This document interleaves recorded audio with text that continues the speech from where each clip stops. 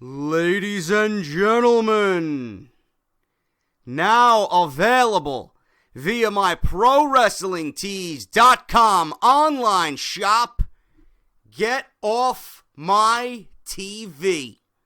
The perfect shirt you could be wearing every Monday night when we see the likes of Kane, The Big Show, Ryback, and among many others that we just can't stand to see on Monday nights.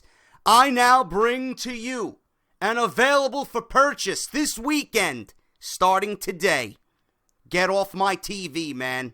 ProWrestlingTees.com/offthescript, $19.99. Get your new merchandise and support Off the Script today. Once again, that's ProWrestlingTees.com/offthescript.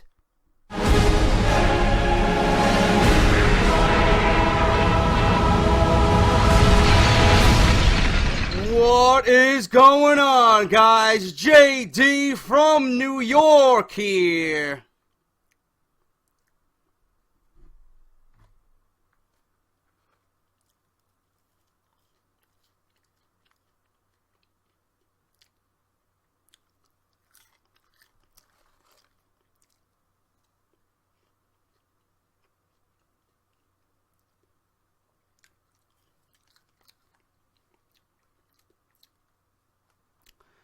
Burger King. That's what I'm having for dinner. And this is part 2 of number 96 of the number 1 fucking source right here on YouTube.com for everything WWE. This is Off the Script, the number 1 fucking podcast in your subscription boxes right here on YouTube.com, man. I'm fucking hungry. That's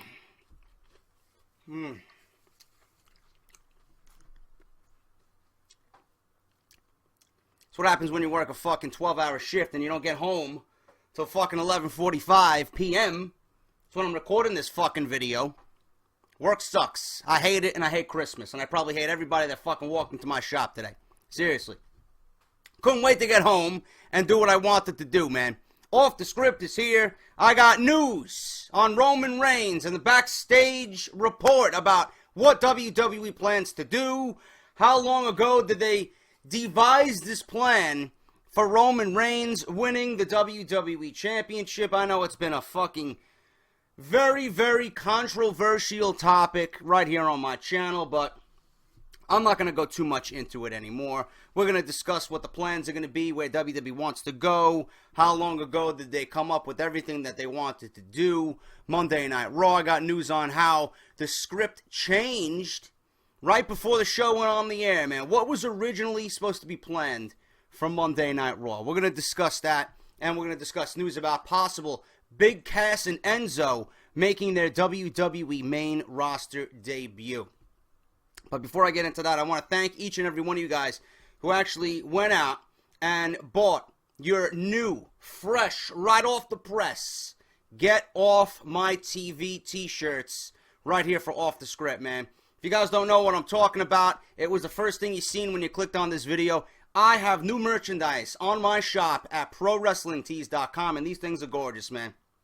Absolutely gorgeous.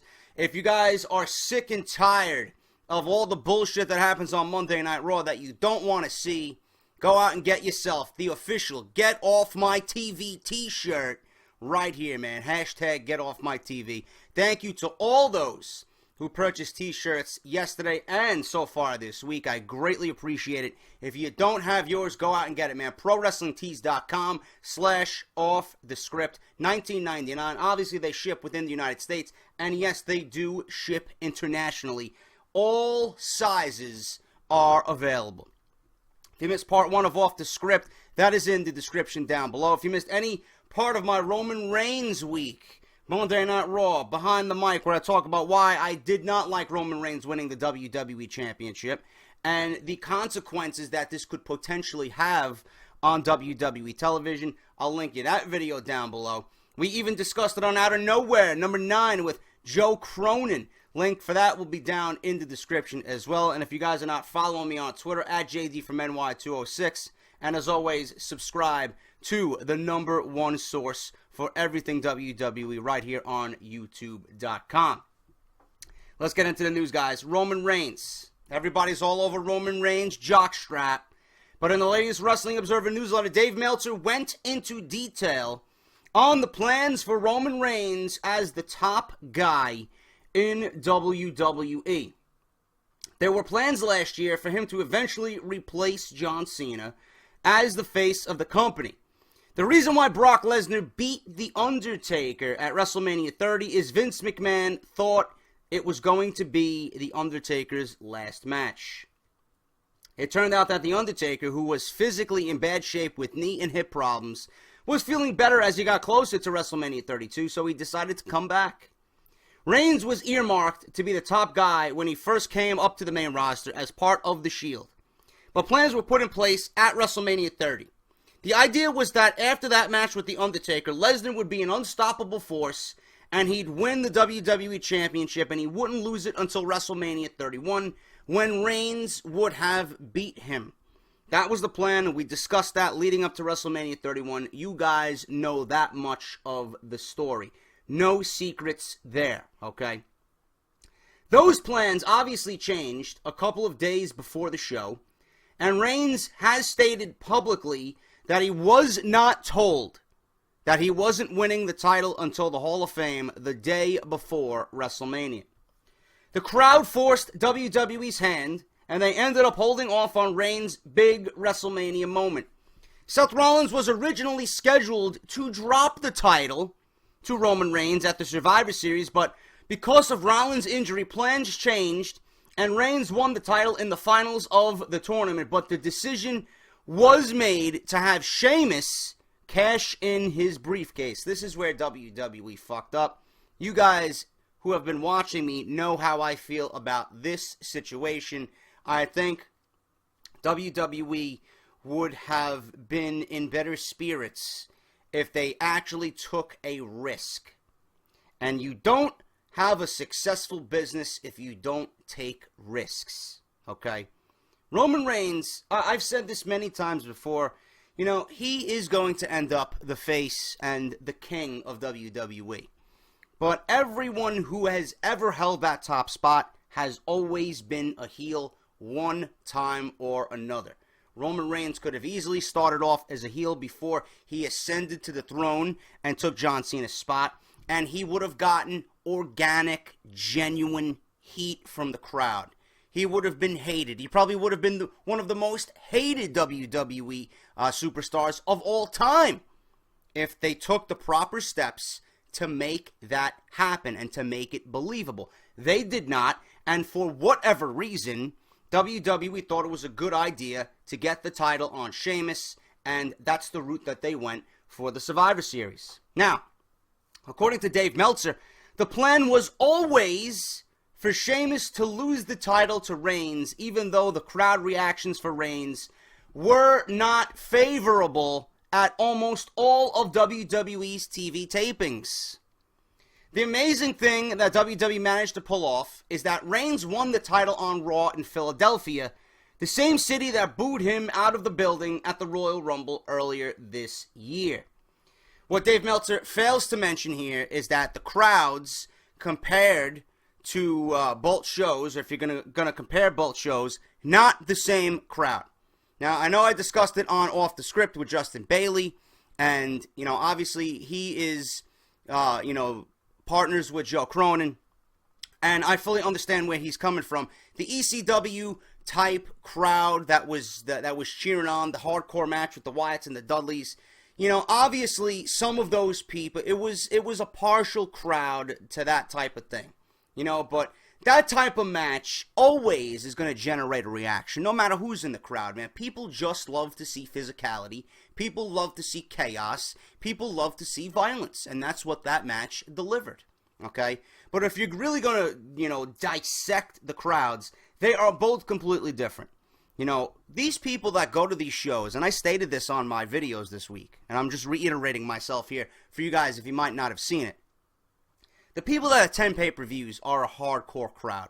These are people that come from all over the world, all over the United States. They get rooms and they fucking make a weekend out of it. Royal Rumble, Monday Night Raw, etc., man. Or whatever the pay-per-view is. They go to the pay-per-view and then they attend the Monday Night Raw to follow the pay-per-view because it's always a hot show. Or most of the time. You know, but with the Royal Rumble, especially a pay-per-view that big, it's always a must-see Monday Night Raw the following night. Now, those people pay good money for those tickets, and they're a rabid crowd, and these are the smart fans, the fans that don't typically, you know, eat WWE's bullshit. And the crowd on Monday, and typically every Monday, is usually a soft crowd. You know, Monday Night Raw, not too long ago, was in Chicago. Chicago is one of the most rowdiest, rabid crowds ever for a WWE event, man. If there's a hot WWE event, they are there and they're going to fucking voice their opinion, especially at a pay-per-view, okay? The last couple of Monday Night Raws that were in Chicago, they didn't do anything, man. There was no buzz. There was no energy. I think when the Blackhawks, it was during hockey season, you know, when the Blackhawks were doing the NHL finals, I believe. I don't know who won the finals this year. Correct me if I'm wrong, but I know the last Monday Night Raw that was in Chicago is what I'm trying to say, is not typically a show that we would look at and say, you know what, that's a Chicago crowd. It was a soft crowd. It was something that we were all shocked by. I'm like, this is a Chicago crowd, and for most of the night, they're dead silent. You know, so these Monday Night Raw crowds, they're not typically, you know, those type of crowds where you can compare it to a pay-per-view crowd. It's just not the same. And that's exactly my feelings on that for Monday Night Raw if you're going to compare it to the Royal Rumble. It's not the same crowd from January dating back to this week. It's just not. It's just not. The people that cheered Roman Reigns in the crowd are family-friendly. There's some hardcore people there because it's in Philadelphia, but the majority is a soft, family-friendly crowd, okay? So that's the reason why WWE did the puppet strings and they fucking made everybody believe Roman Reigns is a big star. They knew what they were doing, man. They knew what they were doing. If this was a pay-per-view crowd in Philadelphia, they would have shit all over the fucking event. Guarantee you. Guarantee you. All right, so Roman Reigns won the title in Philadelphia, the same city that booed him out of the building at the Royal Rumble earlier this year. This time, fans cheered for him, and he came off as a megastar in front of those fans. I don't think he came off as a megastar. WWE just gave us a decent show. They really didn't go above and beyond that. That's just my opinion on that. It remains to be seen how the crowds react to him going forward. There was even a "you deserve it" chant after the show went off the air. It's clear right now that Reigns will eventually wrestle Triple H, but the question is whether the plan is for that match to take place at the Royal Rumble, or if that will be the big championship match at WrestleMania. Plans fell through for The Rock versus Triple H, so Reigns versus Triple H would make sense. John Cena versus Roman Reigns was the plan prior to the injury to Rollins, but Rollins' injury caused WWE to start from scratch with their top match plans for WrestleMania, so they may have scrapped plans for that match as well. A Reigns versus Cena match would make sense, since Cena, who turns 39 in April, is making his move into Hollywood, and that could be the match where Cena passes the torch. Rollins and Triple H were on a collision course for WrestleMania. I know that for a fact.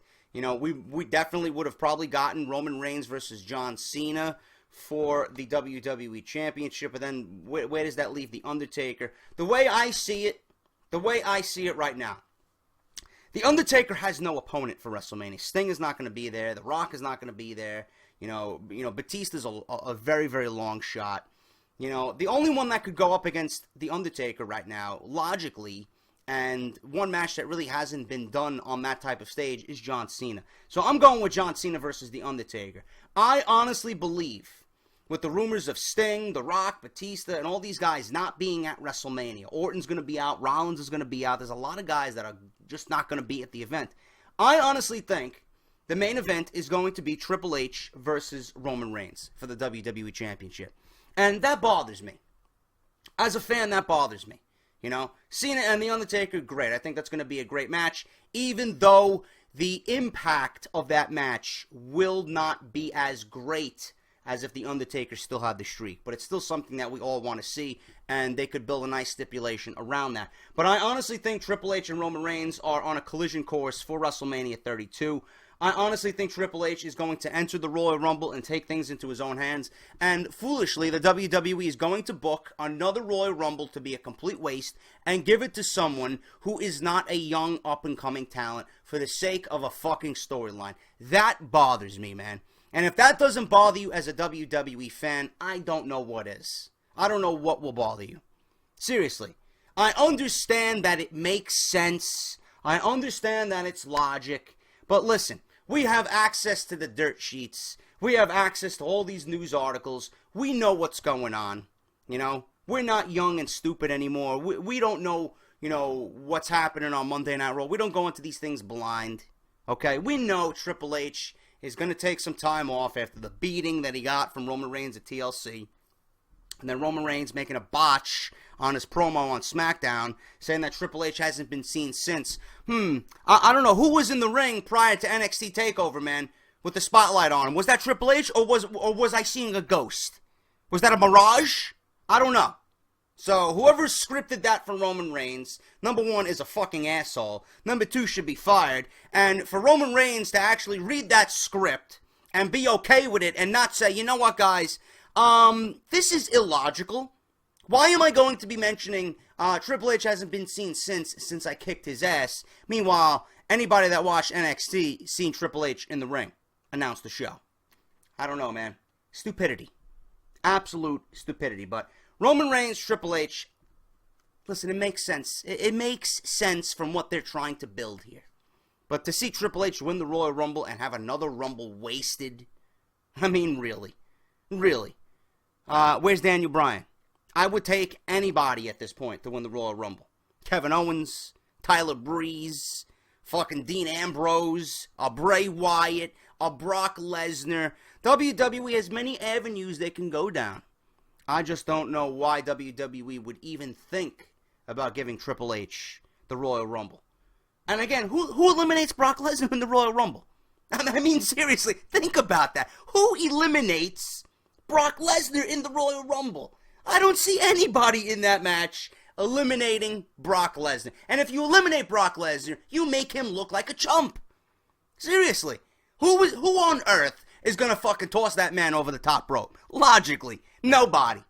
Absolutely nobody. Unless it's a fucking multi-man effort of all the WWE's fucking biggest names. Taker, Cena, Kevin Owens, fucking throw in a Big Show in there to fucking eliminate him. It's gonna be a fucking collective effort. But even then, it would be stupid, man. You don't want to fucking treat Brock Lesnar like a chump. Yeah, he comes into the Royal Rumble and then gets eliminated by 4 guys, man. Lesnar's supposed to be he's supposed to be a beast. Go in there and fucking tear people to shreds. So I don't know what WWE's doing with the Royal Rumble. You know, they could go a lot of different ways. Time will tell. Gonna be interesting, but you know, I don't want to see Cena versus Reigns. I think that would be a complete shitfest of a fucking main event for WrestleMania. People will shit all over that. The hardcore, rabid crowd at WrestleMania will just shit all over that. I don't see John Cena retiring anytime soon to begin with. I think he's got another couple of years in him, easy. You know, I know he's been banged up. His work ethic is up there. He gives you everything he's got every time he goes out there. I know he's trying to make the transition into Hollywood. He's trying to follow The Rock's coattails and get into Hollywood. He's been doing movies here and there. He's doing reality series, a fitness reality series for Fox. I think he's got his own production line. You know, I think he's going to be producing a series of reality shows. So I don't know what's going on with Cena, man. Obviously, he's setting himself up for life after WWE. But I just don't think right now is the time to see Cena pass the torch just yet. He's got a few more WrestleManias in him, definitely, for John Cena. All right, so that's everything regarding Roman Reigns, where WWE wanted to take him a few manias ago, where they see him now, the overall opinion of Monday Night Raw and how WWE planned for Reigns to win the title, and they pulled it off in Philadelphia. So that's everything, the latest news regarding Roman Reigns and what's going to happen and where WWE's head is at right now as far as he goes and the WWE Championship. So it's going to be interesting to see, and obviously all the late-breaking news and the rumors I will definitely have right here for you guys on Off the Script. This week's Monday Night Raw is being praised by most fans this week, and for good reason. This was one of the best episodes of Raw in a long time, and changes to the script may be the reason why. It was a good Raw. It wasn't the best Raw of the year.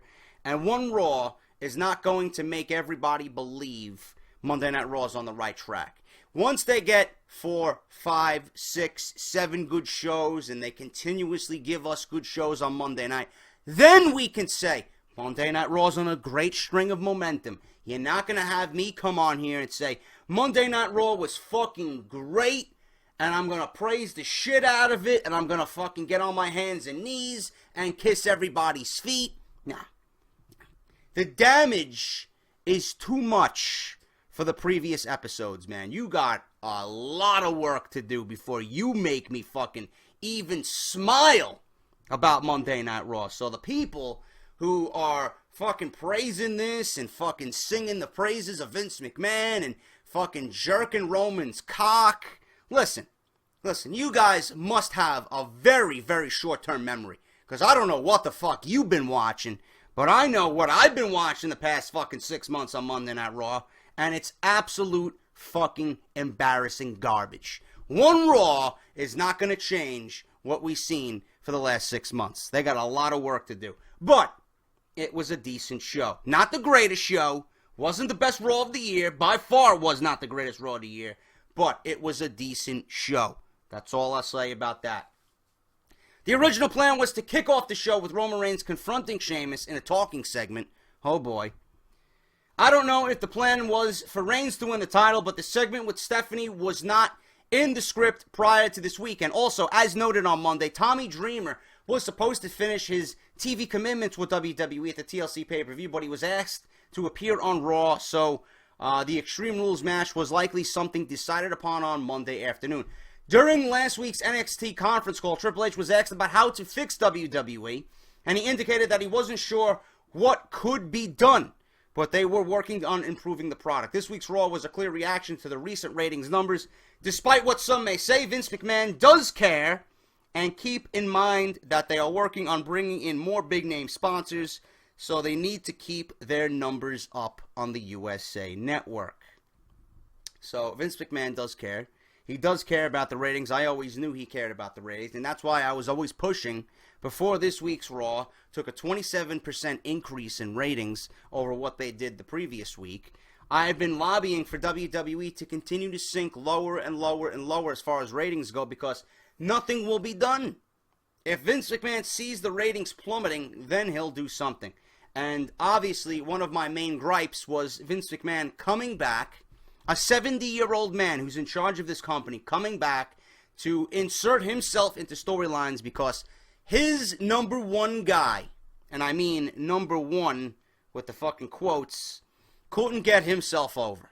So how do you do it? You have Vince McMahon, a 70-year-old CEO, get him over. But yet you guys don't find that to be problematic. You guys are okay with that. Oh, every great face, every big face needs a great villain to work alongside. Yeah, but not when it's the fucking CEO of the company. This is WWE's problem. You do realize there's no heels on the roster to go against Roman Reigns. So now, WWE, being that Vince McMahon is the greatest heel of all time, and there's nobody else on the roster right now besides a Bray Wyatt or a Kevin Owens, but they're not at that level yet, and WWE is not going to have them be at that level to challenge Roman Reigns. Who do we go to next? Who do we turn to next? Oh, that's right, the 46-year-old Triple H. That's a problem, but you guys continue to praise Monday Night Raw. You guys continue to praise the creative direction of WWE coming out of the Survivor Series, going into TLC, up until Monday Night Raw this past Monday. You guys continue to praise them, but you don't see the big picture. It makes sense storyline-wise, yes, but Everything that I said about Roman Reigns in this entire situation is true.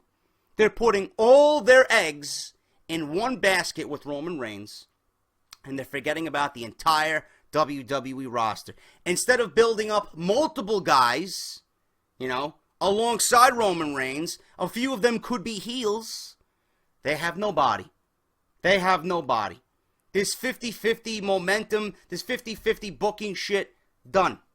It doesn't make anybody look good. And that's what WWE's been doing for the past fucking year. And it's disgusting. And their only concern was building Roman Reigns up. And now look at them. You got Vince McMahon and Triple H. Triple H challenging for the WWE Championship as a possibility. We don't know if that's going to come true yet, but I'm going to fucking bet the house, the kids, the wife, the fucking bank account. Going to throw it all on there on Triple H. Because I think that's where WWE is going. I could be wrong, and I hope I'm wrong. I would love to see a Lesnar win the Royal Rumble, man. It's the only logical fucking choice that makes any sense. But if you're going based on storyline, WWE is going to be this stupid to give the Royal Rumble to a 46, 47-year-old Triple H instead of a young, up-and-coming guy who deserves it, wants to make a name for himself, and wants to be at WrestleMania. What happened to the fucking Royal Rumbles where, we would go in there and it would be just so unpredictable? Now WWE, every time the Royal Rumble comes around, there's always 2 or 3 guys, and lately it's been one guy who is the overwhelming favorite, and then everybody else in the match is a complete fucking waste. Hopefully I'm wrong this year, but that's where I think WWE is going with the Royal Rumble, and that's what happened on Monday Night, or that's what was supposed to happen on Monday Night Raw from Philadelphia. The script was changed, and for good reason, and I'm glad they made some kind of changes, but Vince McMahon was not in the script prior to Monday Night Raw. He was inserted late in the afternoon, and that's when that change came about. And finally, guys, to end this week's part 2 of Off the Script. Not a lot of news this weekend, by the way. This week on NXT TakeOver London, Big Cass and Enzo Amore lost their NXT Tag Team Championship title match to Dash and Dawson. And both Dash and Dawson were able to get the win in what seemed to be a great situation for Enzo and Cass to finally win the NXT Tag Team titles. TakeOver London is yet another instance where Enzo and Cass would have been given the opportunity to win the tag team titles, but they came up short and they failed to attain the highest prize for tag teams in NXT. Enzo and Cass have never been able to get that major win to elevate them to the next level. However, that may be for a reason. There are 3 possible outcomes out of NXT TakeOver London. The first is that Enzo and Cass continue to float around NXT and continue to be a fan favorite. The second outcome is for the feud to continue and for Enzo and Cass to finally win the Tag Team Championship at TakeOver Dallas at WrestleMania. That's a great place to do it. However, there has been quite a few rumors going around recently that the extremely popular tag team is headed to the WWE main roster very soon. Maybe Enzo and Cass lost at NXT TakeOver London to become the next tag team to challenge the New Day for the WWE Tag Team Championship. I don't know how I would introduce Enzo and Cass. It's got to be in a hot crowd. It's got to be in a hot situation after a pay-per-view. Seriously, you don't want to bring them up in the middle of a build towards the Royal Rumble and have all the attention be not on them. Because WWE's main concern right now is getting with this storyline, getting everything right with this Roman Reigns storyline, booking for the Royal Rumble. I would not do it right now. Seriously. Actually, you know what? I take that back. Monday Night Raw is going to be in Brooklyn. Monday Night Raw, for the last Raw of the year, on the 28th, I believe, is going to be in Brooklyn. Debut them then. That would be fucking awesome. They failed to do it, which was a perfect opportunity after SummerSlam. They should have been at SummerSlam or at Monday Night Raw following SummerSlam because it was in the Barclays Center. But Monday Night Raw, the last Raw of the year, is going to be in the Barclays Center. Introduce Big Cass and Enzo to Brooklyn on Monday Night Raw. That would be fucking awesome. Have them interrupt a New Day, man. I'm getting chills just talking about it. All you got to do is bring these guys out, man. New York is going to know who they are. Brooklyn is going to know who they are. Have them set up the feud between Big Cass and Enzo and a New Day. Then you got the Lucha Dragons. You got Big Cass and Enzo. You got a New Day. You got the Usos. Luke Harper and Eric Rowan. You got the Wyatt family. You got the Dudleys. WWE Tag Team Division is fucking hot, bro. If they put some time and effort into building the division, you got some solid fucking teams, man. Get the Ascension back up to where they should be, man. I mean, I don't get it. They're a great fucking tag team. WWE is overflowing with talent and tag teams, man. Overflowing. Dash and Dawson, you got the Ascension, you got Jordan and Gable, who's my favorite tag team in WWE right now. You got the Hype Bros. You got some decent fucking teams. You got the Vaudevillains. Tag team wrestling is hot, man. And WWE, especially in NXT, know how to book a great tag team fucking match. You know, so I think that would be the best way to introduce Enzo and Cass. You want them to challenge for the tag team championship? Fine. Introduce them in Brooklyn. That would be the most ideal situation. And the pop that they would get would be memorable, bro. I definitely think that's what WWE should do. If not, then it's gonna have to be after the Royal Rumble, because you don't want to interrupt the Royal Rumble build. All the spotlight is not going to be on Enzo and Cass. You want them to have some of that spotlight because you want them to be special. You want them to be noticed, and you want to get some momentum right out of the gate for them. But in the midst of a Royal Rumble build where everything's going to be centered around the Rumble and Roman Reigns and Triple H and Vince McMahon and the WWE Championship, you're not going to want to do it then.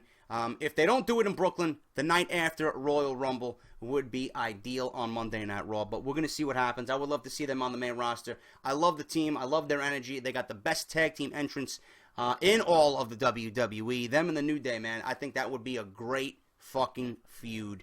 And I would love to see them on the main roster. It's just that everybody that graduates from NXT, I feel like it's more of a demotion when they get to Monday Night Raw, leaving NXT, because everybody on Monday Night Raw, everybody that comes out of NXT, the people in WWE main roster and in creative, they just don't know how to handle everything from NXT, man. They're teaching these guys to do all the right things, and when they get to the WWE, they're not doing anything that they're taught.